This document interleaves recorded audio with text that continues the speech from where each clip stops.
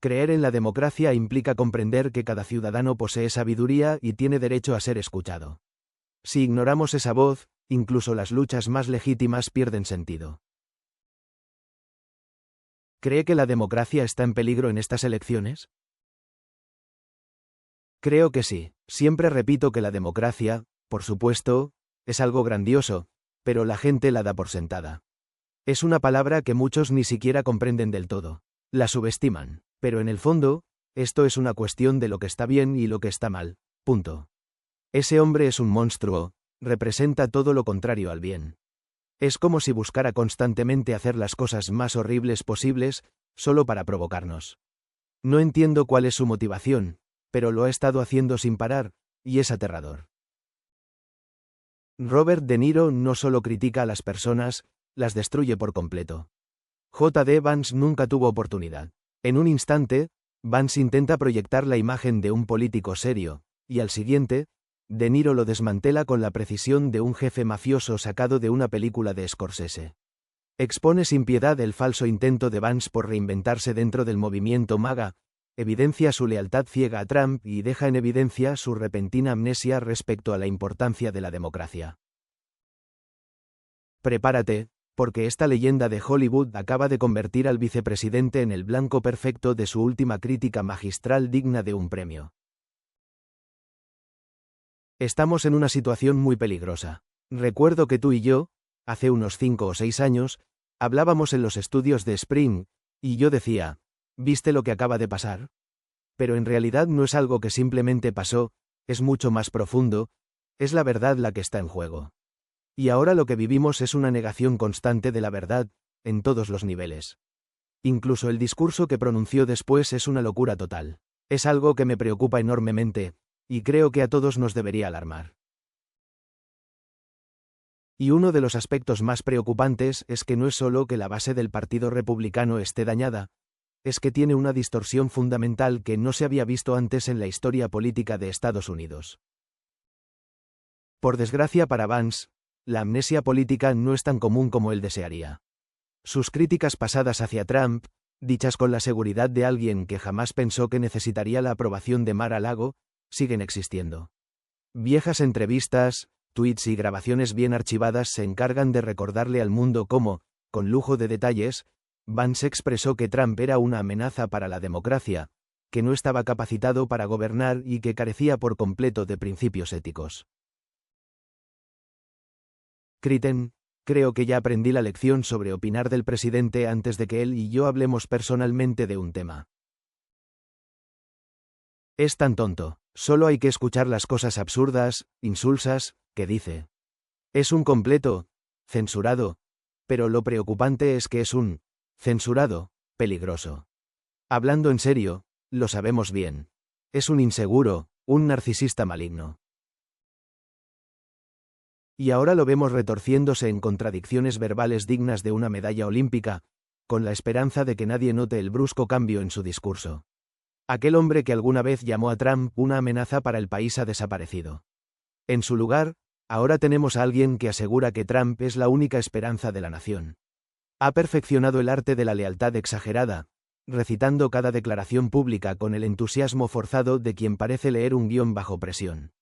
Cada entrevista, cada publicación, cada defensa cuidadosamente elaborada de Trump está impregnada de desesperación, del tipo que deja claro que es consciente de lo ridículo que se ve, pero está demasiado comprometido para dar marcha atrás.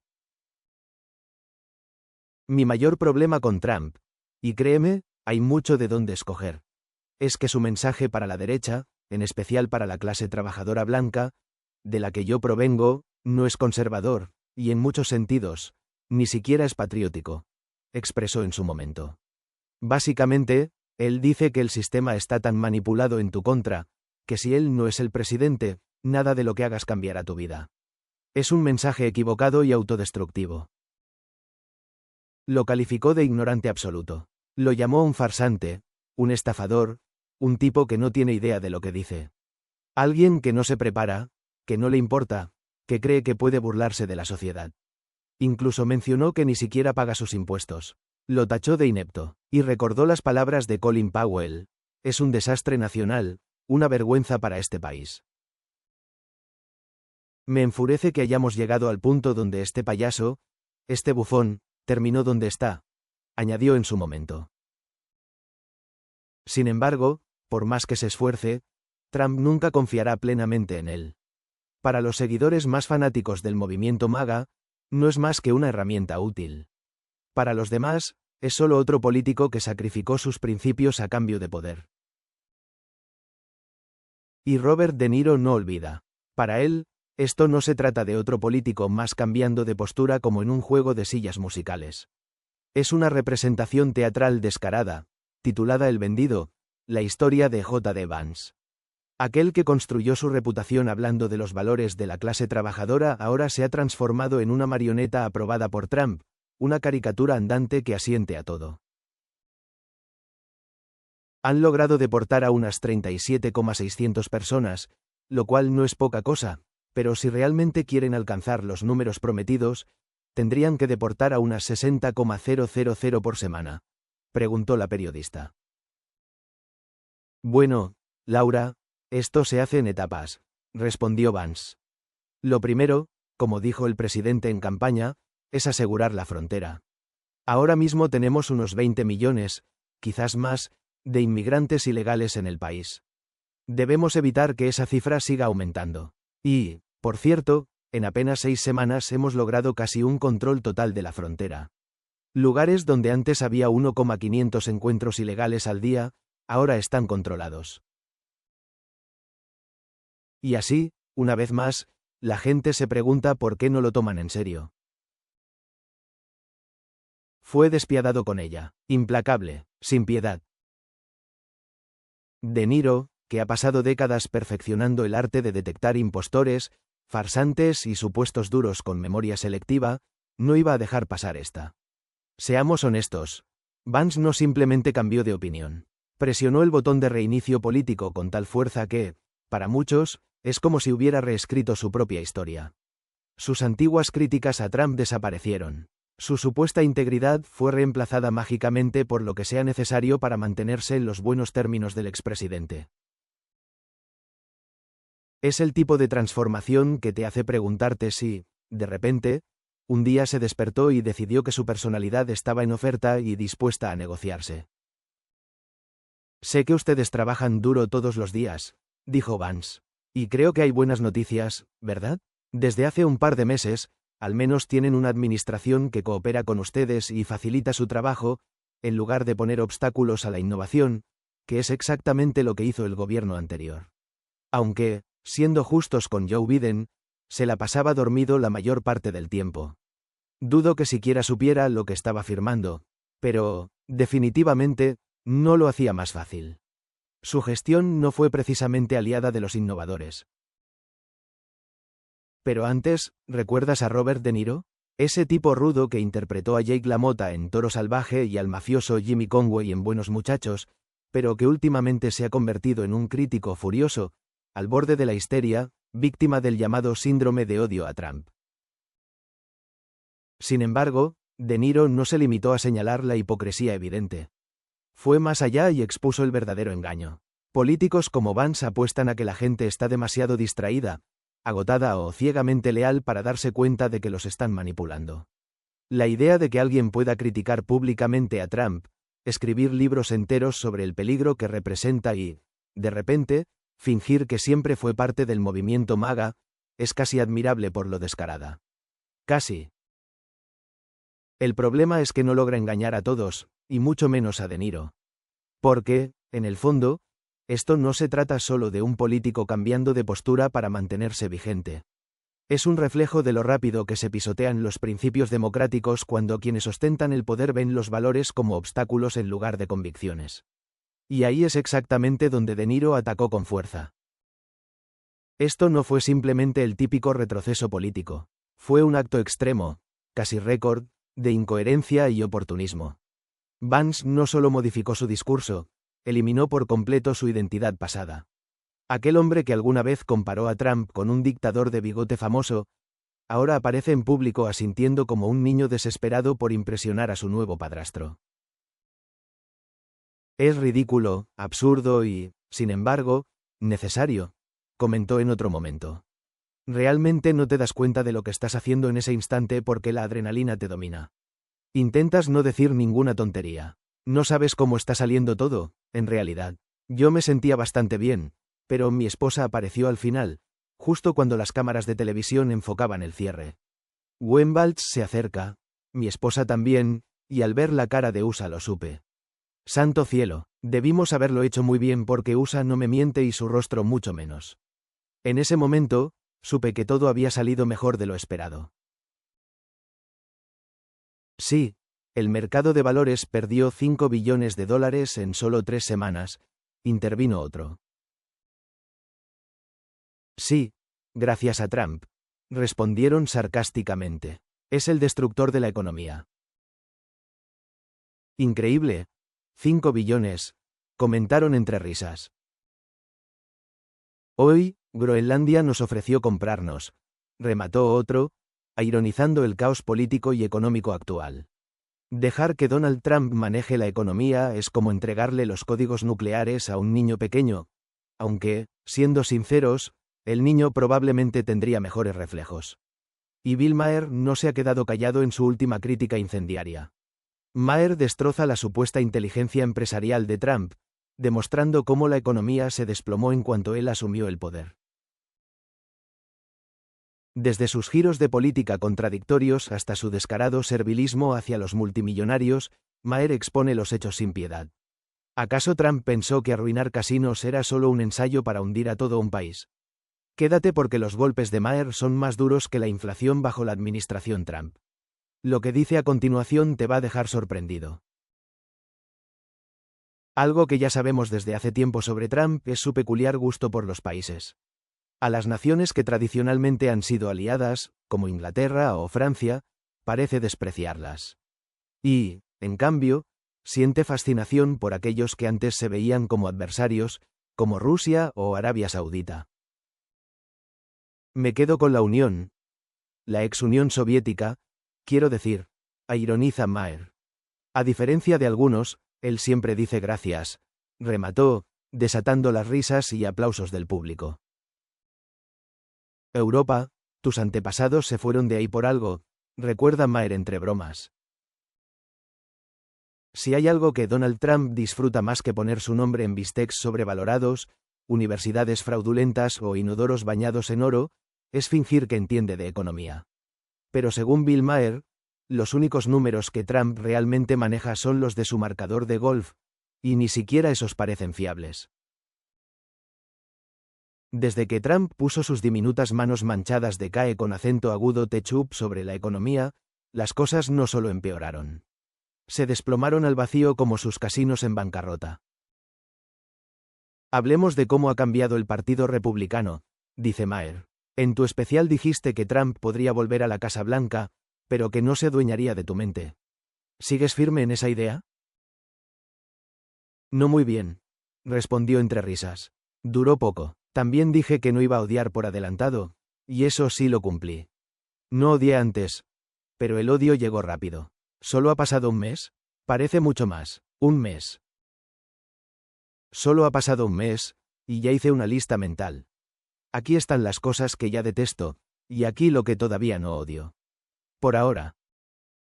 Bill Maher no se guardó nada al criticar el desastre económico que dejó Trump tras su paso por la presidencia.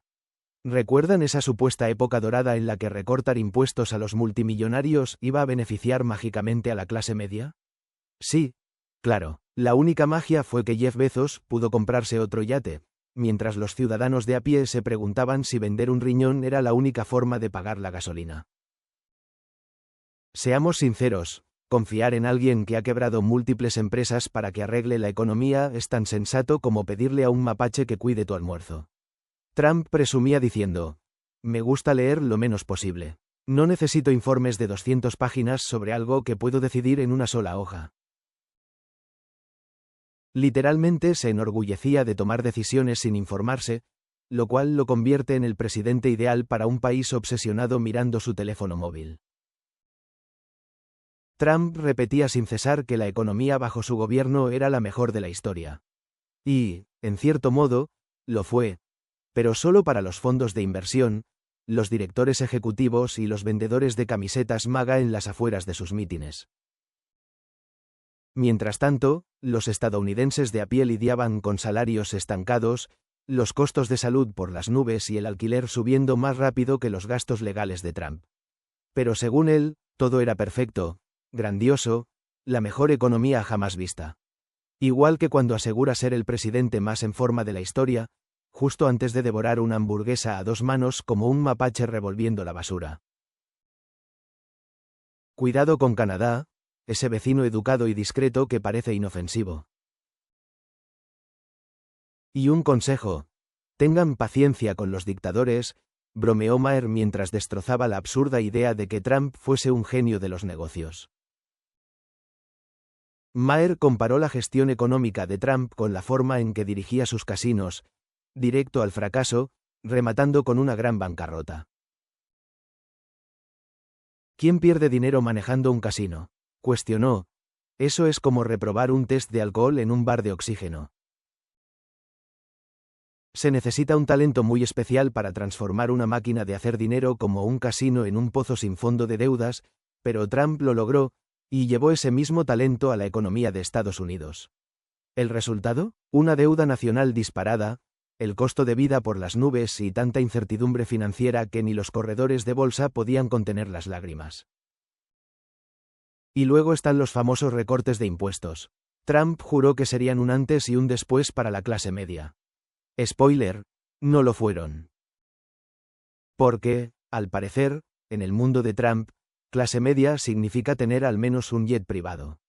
Los grandes empresarios recibieron exenciones fiscales como si fueran puntos de fidelidad en sus casinos fallidos. Mientras tanto, la gente común apenas pudo permitirse un paquete extra de fideos instantáneos. Pero tranquilos, Trump aseguró que la riqueza terminaría goteando hacia abajo. Igual que Trump University supuestamente iba a ofrecer educación de verdad. Y todo esto mientras convertía el YMCA en su himno oficial, preguntó Maher entre risas, remarcando el absurdo de la situación. En realidad, las grandes corporaciones utilizaron sus millonarias exenciones para recomprar acciones en lugar de subir salarios. Y la gente vio cómo sus devoluciones de impuestos se encogían más rápido que una camiseta barata en la lavadora. Pero eso sí, Trump garantizó que los ricos seguirían esquivando impuestos gracias a agujeros legales tan grandes que podrías atravesarlos en una limusina bañada en oro. Y por cierto, esos recortes fiscales para la clase media tampoco eran permanentes. Para el año 2027, los ciudadanos comunes estarán pagando más, mientras que los ultrarricos seguirán acumulando fortunas. El estilo Trump de siempre. Vender ilusiones, beneficiarse de la realidad y dejarle los problemas a otro. Bill Maher no dejó pasar la oportunidad de burlarse de la obsesión de Trump con la bolsa de valores. En el universo de Trump, si el índice Dow Jones subía, automáticamente significaba que la economía iba viento en popa. Pero ahí está el problema. La bolsa no es sinónimo de bienestar económico. Es como decir que la cantidad de me gusta en tus publicaciones de Instagram determina tu estado de salud. Que los ricos estuvieran ganando más dinero no significaba que la gente común estuviera mejor. En la vida real, los salarios estaban estancados, el sistema de salud era un caos y la vivienda se había vuelto tan cara que hasta en el Monopoly terminabas en bancarrota. Aún así, Trump seguía señalando la bolsa como si fuera un marcador mágico. Y cuando el mercado colapsó, silencio absoluto, ni una palabra, solo unos cuantos tweets echando la culpa a otros, porque si hay algo en lo que Trump es constante, es en responsabilizar a todos menos a sí mismo. Al final, el mercado bursátil terminó rechazando esa absurda teoría de que si le damos la espalda a nuestros socios comerciales, las gallinas pondrán más huevos. Aplausos. Claro, cuando Biden era presidente, todo se trataba del precio de los huevos. Hay que bajar el precio de los huevos, decían. Y ahora, la semana pasada, Trump retuiteó a alguien que decía: déjense de hablar de los huevos.